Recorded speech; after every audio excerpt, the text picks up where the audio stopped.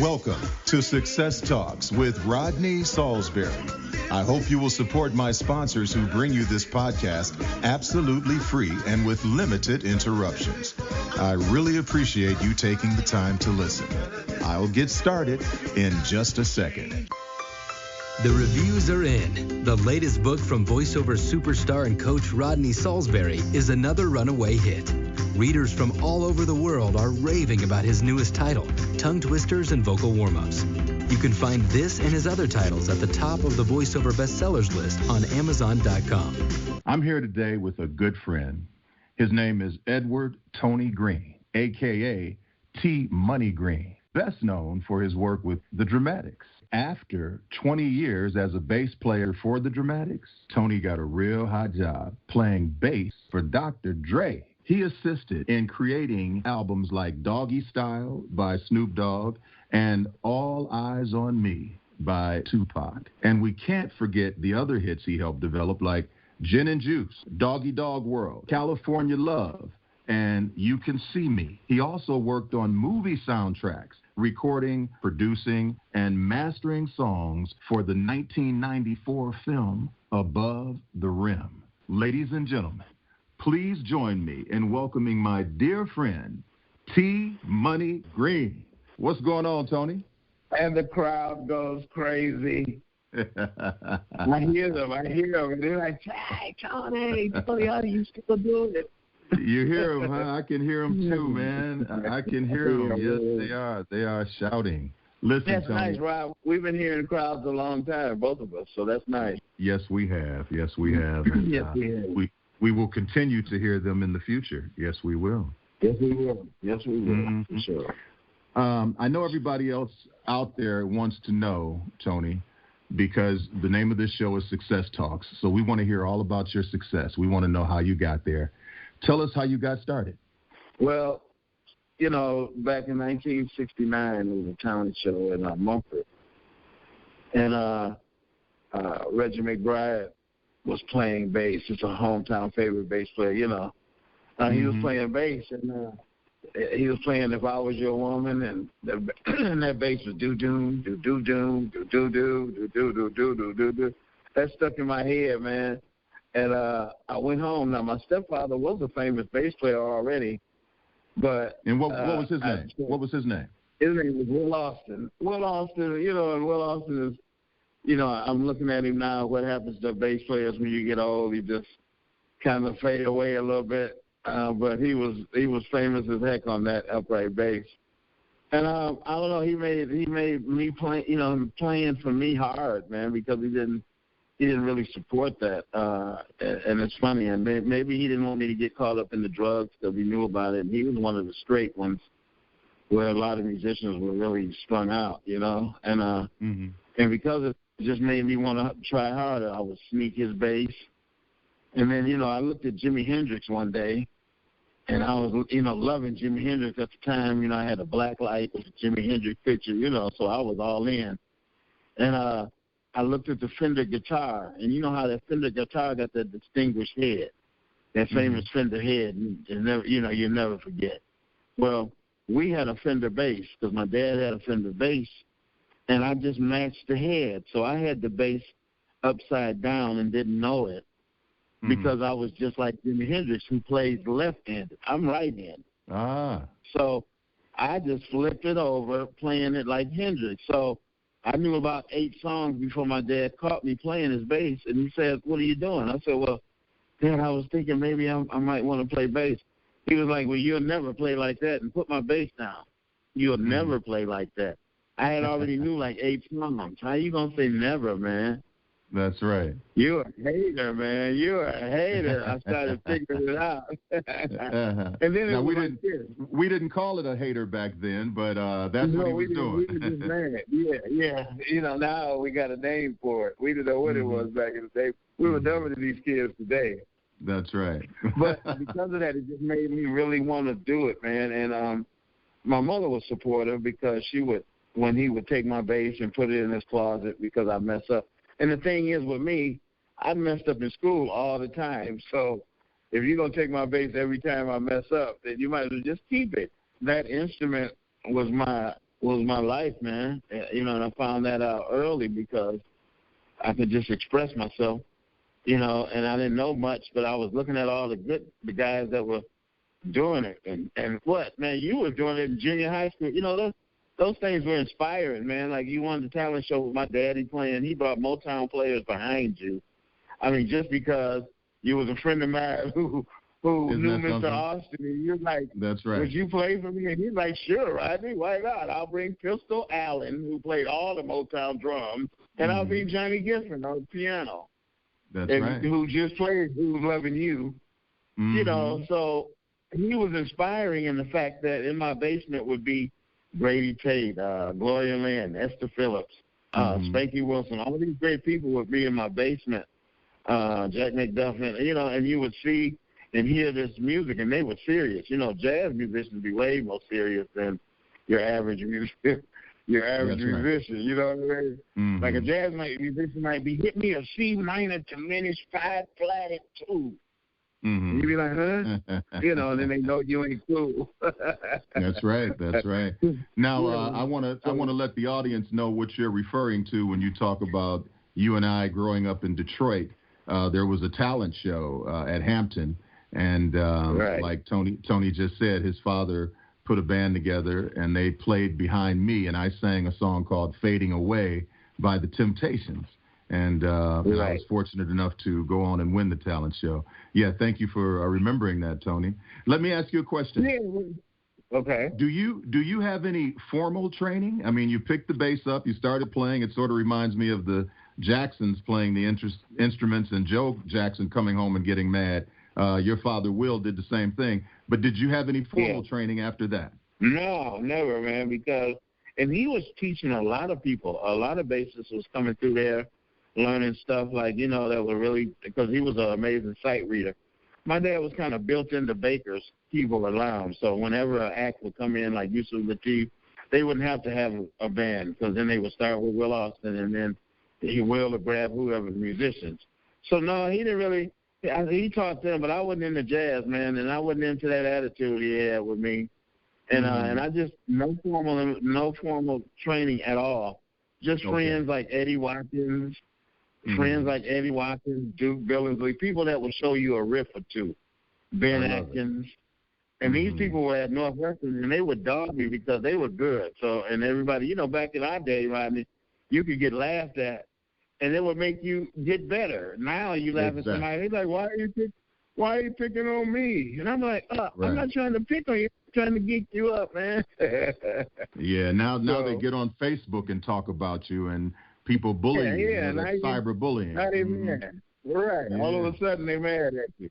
However, Rodney, if we had the internet when we were kids, I mean, we'd be gone. We'd probably be living on Mars already or something. You know what I mean? For real. That's true. We would have taken it to another level. Yeah, no formal training. Tell me how you hooked up with the Dramatics. I used to play at a club, OC's on Finco, and we had a band. I was with a band, and I used to hop around the stage all crazy back then. My knees didn't hurt like they hurt now, and I used to have long, crazy hair, and I would be playing, and we were playing some nice, music and Horace Silver, a little bit of Diodato, Super Strut, that was back in that day, and one of the Dramatics used to come into the club. Because he was dating the girl who ran the bar, and the girl pretty much who ran the club, and he knew it. He would come in and do it, and he would always notice me and stuff. But he told Ryan Banks about me because they wanted to get a new bass player because their bass player kept creating friction amongst the band and the group, and their bass player was strong enough to do things like, look, we're gonna strike. And we ain't gonna go out unless they give us that money. We act the extra. So they would do that kind of stuff. So the Dramatics just wanted to get rid of him, and so Ron Banks met me, and me and him clicked off right quick. And it's just because when God is working, things just happen naturally. And so me and him would be cool. And I told him, I said, well, look, you're gonna have to ask my mom, can I go there, because. And I had already learned the show because they needed it, like California show was coming up like quick, man. I had like 10 days to learn the show. How old were you? I was 17, getting ready to be 18 in 4 months. Wow. Mm-hmm. And I learned this show, man. I learned this show, too, man. I learned it. And so Ron Banks had to ask my mother, and he drove down the street in a Cadillac. And, you know, back then, a Cadillac was 2 blocks long, so it took him a long time to pull up and then finally stop. And he got out the car. But he told he met my mother, and he said, ma'am, we really want to take Tony on the road with us. We'll take care of him. He'll make $250 a weekend. The Blue Cross Blue Shield, when they're not working, they can collect unemployment. Everything is free except for his phone calls, his flight, and everything like that. And then she was like, take him. He ain't doing nothing in school. So from there it was all, man. And, you know, Willie Wooten, he was with him, you know. And you know who Willie Wooten is, the keyboard player, right? That's right. And Willie's crazy. They used to call him Wild Willie Wooten. And he was crazy, man. But I got with them, and California was the first show. So if you cram all this stuff in your head, and you know you're doing it because you want to show them you can do it. But now when you calm down, and now it's the show time. Now watch this. I went from sellout clubs, you know, 130 people. You know what I mean? Like, it's sold out here. I mean, we got 58. Right. You know, here was my first show with the Dramatics was like, and they're like the Beatles on the West Coast, man. If you check the Dramatics history, they're responsible for probably about 3 million kids being born. Wow. Tell us some of the hits that you played on with them, Tony. The last hit that the Dramatics ever had, the last top 10 song they ever had, was called Welcome Back Home, and I wrote that with Ron Banks. And then, but the songs we had, they did a Do What You Want to Do album. It was the first gold album. It turned out to be their first gold album. And I wrote 4 songs on that as well with Ron Banks. Yeah, because Ron Banks wrote the lyrics and I would do the music. Okay, now, a lot of the audience out there might not know some of their hits. What You See Is What You Get was definitely one. I Want to Go Outside in the Rain. Hey You, Get Off on the Mountain. Me and Mrs. Jones, they did a remake of Me and Mrs. Jones that was famous for them. Right. I Was the Life of the Party. You know, the Dramatics had, I bet you every record that's come out on them is 5-time platinum. But because their business was not straight at all, you would think only 5 copies sold. They don't get no money. Wow. Yeah, I mean, they're just not getting a little money when, you know, you start hearing them on the movies. You start hearing things, okay, well, now they're going to start getting some money. But they've been cheated out of everything horribly. I'm so sorry to hear that. Yeah, but it was a heyday we had, man, with the Dramatics, man, and I loved it. And I was young, and I used to sit back and watch how they'd be on the bus, and then watch when sometimes they argue on the bus, and then the next time they start singing on the bus. I mean, all that blew my mind early. And I'm just glad it did, man. I'm really glad it did. And we're glad you did, too, so you could be here today with us. How did you get with Dr. Dre? The Dramatics has, you know, finally ran its course, 18 and a half years, and wasn't nothing but drugs, you know, plenty drugs, no work, you know, and we would ride. We'd have one show a month, and I just couldn't take it no more. I said, somebody got to go. And it was funny because the last year with the Dramatics, I was the manager of David Ruffin Jr. because his dad died, and his lawyer I know put us together and gave us a condo that we didn't have to pay for, you know, for about 2 years while I started developing David. So it was good, and the Dramatics would let me bring him out, and he would get a moment of silence for his dad, and then he would bring the Dramatics out. Okay, so that caught on. You know, people liked it. And then the Dramatics started letting me let him sing.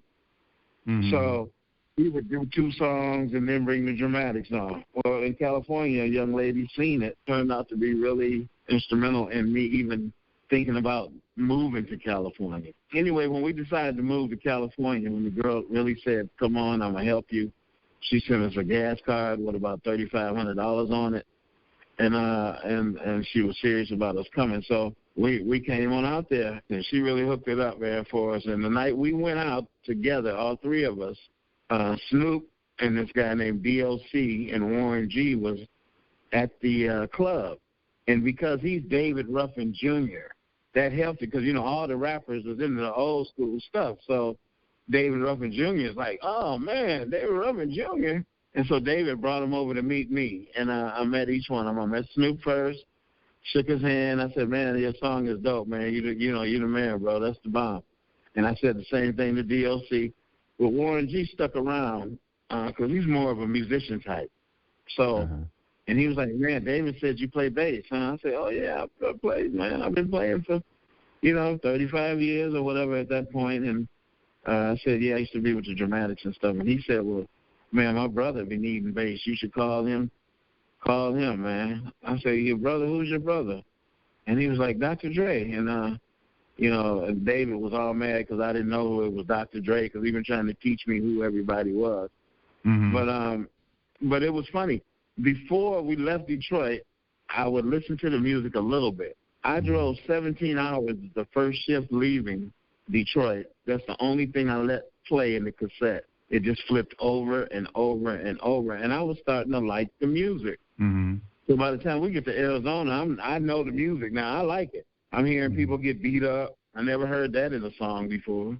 So when did you meet Dr. Dre? What was it like when you first met Dr. Dre? What did he say to you? I called the number Warren gave us for 7 days. Nobody answered. The 8th day, I got a call in the morning about 8:30 in the morning, and they gave me the phone, and I was like, hello. No, he said, this is Tony Green. I said, yeah, this is Tony Green. He said, man, I heard you play bass. This is Dr. Dre. Think you can come to the studio today? And I said, yeah, man, heck yeah, man, I can come. So after we hung up, everybody was all excited. And the girl had a new Benz, and, David had a raggedy car. And David was like, oh, man, let's go, man. We're going to take our car. I was like, nah. The girl was like, you can take my car. I was like, we're going to take her car. So it was funny. When we pulled up at the studio and Dre pulled up at the same time, we had the same car, except for his was convertible. So, that made us look like we had some money already. Because if we clunked up in the clunker that we came to, we probably would have got $10, $10 a day or something. But because we was in the same car, I know that made us look like we were somebody. And then he heard it was David Ruffin Jr., and this bass player. So you played the bass for him? He loved it? Hey, no, we walked into the studio. He had a song playing. He said, what would you play? And I played 1,000 bass lines different, and then the rest is history. Wow. I didn't give him one bass line. I played a bunch of bass lines, and he said, man, I got to have you right now. And the rest is history. And I brought the Dramatics and George Clinton to Death Row. Oh, okay. So you were responsible for them getting there. Great. Let me ask you this. Did you get to work with Tupac? What happened is I didn't know Tupac, but I played bass on all of those songs that was left over from Snoop. We cut like 40 songs for Snoop when we was doing Snoop's album, and Dre had to narrow it down to 14. But all those songs was left, and Tupac came and jumped on them when he got out of prison. See, I was gone by that time because they had already started beating and killing people, and it was just time to go. And I had learned a lot, and it was funny that I walked into the most dangerous situation I could have ever did and didn't know it. And because I didn't know it, I was able to get famous from it, and make some money and do some big moves. So, Tony, I got another question for you here. I'd like to know, why are so many successful musicians from Detroit? What do you think Detroit gave to us and gave to you when you were coming up and gave to people like Earl Klugh and Ray Parker and the Winans? What was it about Detroit that made it happen for musicians? The fact that everybody that we knew and seeing on TV and looked up to lived right in the neighborhood, like Stevie Wonder right here on Green Line, or Marvin Gaye right down the street from me on Monica. You didn't have no choice, you know what I mean? Like, you just had to do it because your neighbors was the Supremes, over there from Fullerton, where it was really nice back in the day. You had all of the stars that you were seeing on TV were right there. You walk in the store, and then Paul Williams of the Temptations, real tall when you look up, and he's buying some Royal Crown liquor. It's just something that you were right there in it. And I mean, I broke up with a girlfriend, and I Wish It Would Rain by David Ruffin was my song that got me through it, man.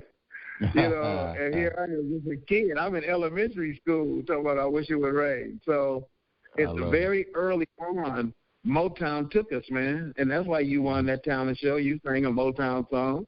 You didn't sing a Scandinavia song. That's right. You didn't sing a West Coast song. And then you know what? I tell people, the West Coast, there's no West Coast sound. It's all Detroit. Because when Barry took that there, West Coast sound is when you hear, and the beat goes on. Right. When you hear those kind of songs, that's the West Coast sound. Everything else is so much Detroit. Because every camp has Detroit. When I did Dr. Dre, I brought 8 musicians from Detroit. And we made all of that music. And that's why, guess what? We got a new thing called Omitted, the Omitted, because we're never mentioned, but we're the ones that made the music.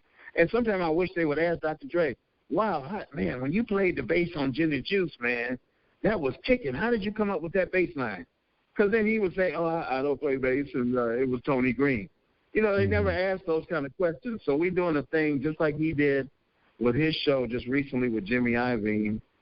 We're doing ours, the Omitted, and it's like 8 of us. It's the ones that was doing all the videos. It's the ones that were singing on the backgrounds and everybody else. So it's going to be really nice. I look forward to seeing that. And it's called The Omitted.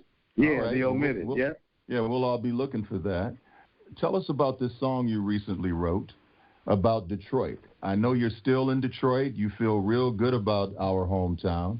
So good that you put together a song that represents the wonderful city. Tell us about it. Yeah, it's called My Home Detroit. Now, I first cut the song 5 years ago with 8 different artists. I let each 8 different artists write their own lyrics, but the hook stayed the same. So whatever you wrote was cool, but I think the hook was going to come in and say what it was going to say. So that never changed. And each 8 artists had a really great song. And you can find that on SoundCloud if you go to My Home Detroit City. But the one that stood out, I played that one the most, and that was Aaron Taylor. But this time what happened is I decided to do, and I didn't know anything about the Riot movie coming out. I didn't know anything about a lot of stuff that just happened in Detroit just a minute ago. I didn't know a lot of that was going on. I just produced records on how I feel. But when I went and gathered up all these kids, all of them knew each other, and a few of them had never heard of each other, but most of them knew each other, but they would have never, ever worked together. They would have never, it would have been no reason for them to work together. They all did the same thing, but male and female. So when I put out the word and that I was looking for them and I picked the individuals, first of all, they were so glad, I stand ranked high. If I call you, it's going to be some really, courageous stuff. We're getting ready to do something good. And I appreciate that I made that attitude for myself, that people recognize, that it's serious with me. So I called them all, gathered them up, gave each one of them a part to a verse. And each one of them sang their little, almost like We Are the World, only better song, a better song is more grooving. And next thing I know, it got caught up in the fact that the Riot movie was coming out and something else. And before I know it, it took off, and like 105,000 people, viewed it out of nowhere. And we were like, whoa, that's crazy. How do you see music in the future in Detroit? What is the scene like? Is there new talent coming out of Detroit? You got really great musicians. At any given place, you'll hear a good musician. Well, I'm so glad to hear that my hometown is back and that great musicians are coming out of there, and great young folk are coming out too, and they're going to make their mark on this music world. Before you go, I would love for you to say to the audience what you think it takes to be successful. Well, the golden rule is to believe. You got to believe in yourself and what you're doing. Because if you do that, you're willing to block out everything else that don't want you to do what you're doing, what you want to do. So just ignoring, I don't care how deep it is. It could be your parent. If you got to go out and sneak and do it away from home, you got to be willing to do whatever it takes, because it's easy to quit and say, I ain't going to do it. Well, you ain't famous. You ain't going to get famous for that. But you'll get famous for believing in yourself and reaching and doing whatever you have to do. You know what I mean? If you don't have maybe you can play really good, but you don't have an amplifier. Well, maybe you can get with a band that have an amplifier you can use while you're in the band. Just let people know what your situation is, and don't let anything be an excuse to do it. I play upside down. I'll take Rodney's guitar and flip it upside down and start playing, and I'm right-handed. So, it's like, who wants to hear what you can't do, okay? So just go for it. You just got to go for it. And believing in yourself is like the number one thing right there. And that's what did it for me, believing in myself and listening to that little voice that might only the one that's positive, because there's a couple little voices in your head. Listen to the one that's positive. I love that. I think that's great advice. Believe in yourself and listen to that positive little voice. All right. Yes, well, there you have it. Another great day on Success Talks. Thank you, Tony, for joining us. It was definitely a pleasure to speak with you. To have a great day, man. Take care. All right, Tony. Bye-bye, everybody. Rodney Saulsberry, Better Than Before. The uplifting new album featuring a collection of motivational music. Rodney Saulsberry, Better Than Before. Available now at rodneysaulsberry.com. I hope you enjoyed this podcast, and I urge you to listen to future podcasts where I will continue to try and make you better than before. My goal is to point you in a positive direction to success, right here on Success Talks with me, Rodney Saulsberry.